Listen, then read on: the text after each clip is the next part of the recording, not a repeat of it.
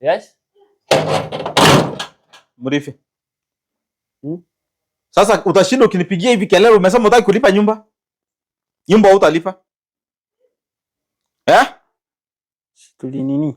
Nakuongelesha hapa. Makelele watu wana complain hapa. Ulipangi nyumba. Umeniambia nikupatie siku ngapi? Ni siku ngapi umeniambia nikupatie? Nikwambia uniongezee. Sasa hiyo uko na arrears ya miezi ngapi? Miezi 3. Miezi 3 yote hujalipa? Kwani nyumba unafikiria nilienda nikapigwa reverse call ndio nikapata kitu nikakuja nikajenga hapa? Hapana. Nipatie pesa.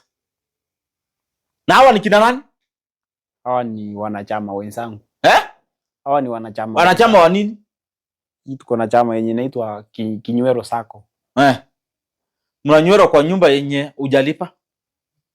Na nyinyi wasichana, are you aware that this house has not been paid for the past 3 months? Ndio sinikuje tuongelee hii.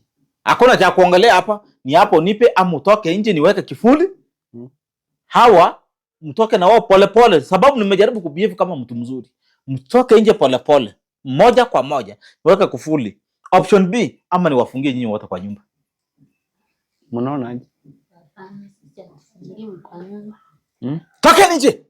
Kai. Toka nje. Amuka kijana. Sitaki nikukosea heshima. Wamekunywa pombe ya 5000 sasa. Ni sawa, sitaki nikukosea heshima. Hata sichaonja. Sitaki nikukosea heshima. Mimi siko hapa kujua pombe umekunywa ni ya pesa ngapi. Hiki ni landlord.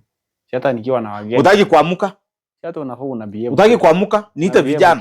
Niite vijana wakutoa nje. Okay. Sasa unaona tunasumbuana. Acha nipige simu.